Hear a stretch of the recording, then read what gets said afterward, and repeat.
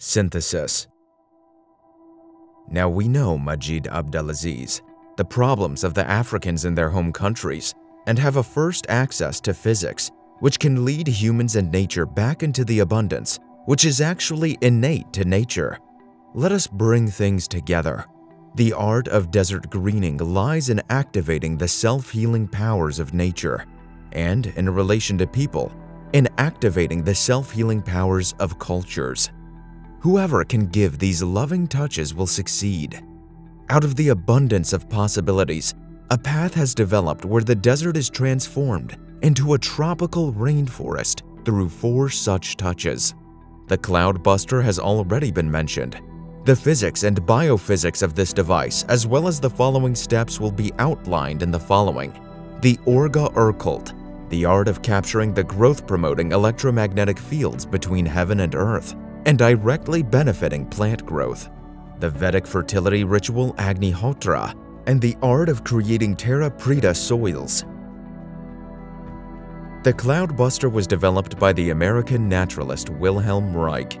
Even if his theories and especially his nomenclature have not found their way into modern science, his inventions still have an astonishing effect. Reich's nomenclature is about different qualities of orgone, the energy of life. Positive orgone in the atmosphere is expressed by clear air, varied weather, and rain. Deadly orgone is expressed at high pressure by a hazy veil that hangs like lead in the sky and does not allow rain. At low pressure, by strictly delineated brown clouds hanging surreally in the sky like airships. The Cloudbuster does nothing else than to draw the deadly orgone from the sky and direct it into a water reservoir. This is done by passive resonance phenomena.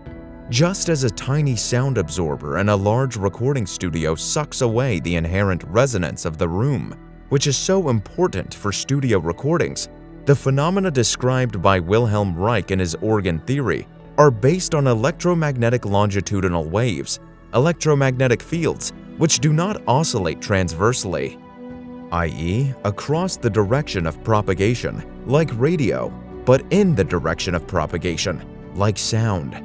The analogy to the sound studio makes sense from a strictly physical point of view.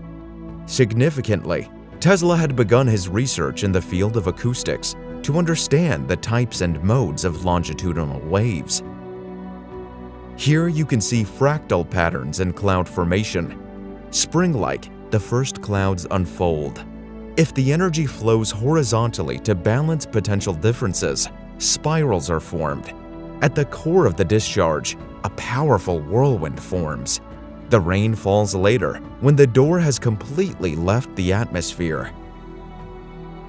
If one tries to express Reich's theory and approach in the language of established physics, one arrives at the following scenario.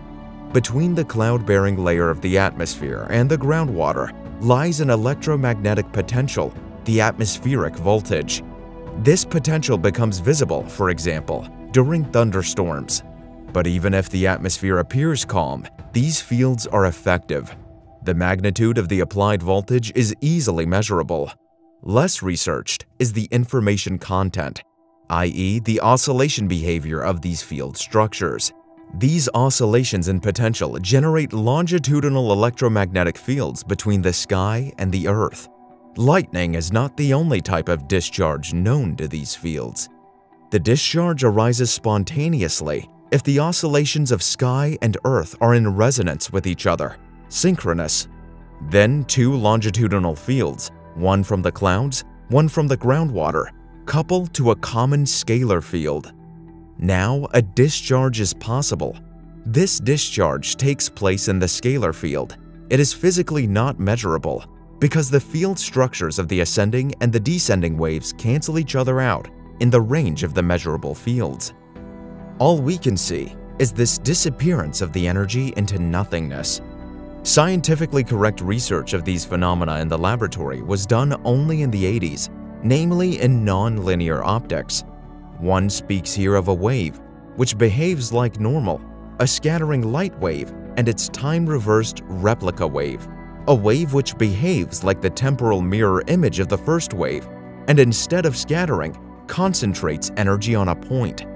These discharges form torsion fields on the level of appearance, like the famous whirlpool in the bathtub. Lightning channels trace this field structure.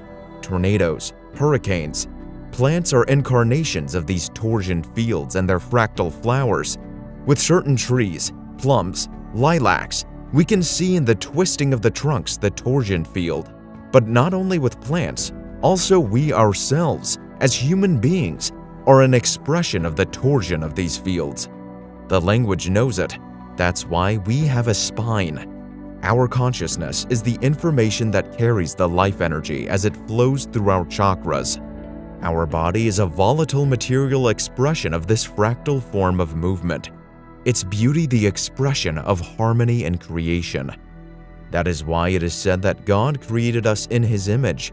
The Cloudbuster does nothing else than to set a certain resonance frequency by its geometrical dimensions, like an organ pipe. Towards the earth, it closes into a water reservoir. Towards the sky, the pipes act like lightning conductors, drawing the vortex core of the torsion fields that arise towards themselves. DOR. To return to Reich's nomenclature, the deadly life energy arises over deserts when there is no plant cover for an extended period of time, leading to a controlled discharge of the field structures. It is an accumulation, an excess, an unused potential, and above all, a dissonance between the sky and the earth that arises after the decoupling. Or this dissonance arises primarily by radioactivity. The overvoltage of the atmosphere occurs then in consequence. Once set in motion by a cloudbuster, the natural cycle resumes. The discharge takes place, if the greened area is large enough, then later again over the vegetation, which calls its rain so independently from the sky. Schauberger said in his text fragment, "Through this Gossamer filter, an extraordinary tension is created between the negatively charged Earth and the positively charged atmosphere, i.e. between the accumulator of fruit and the accumulator of fertilizing substances, whose geospheric surpluses solidify in the light and heat, resulting in exceptionally good growth. There lies the key to the desert greening, to release the overvoltage of the atmosphere, responsible for the absence of rain, and at the same time, to use the fields created during the discharge to generate soil fertility."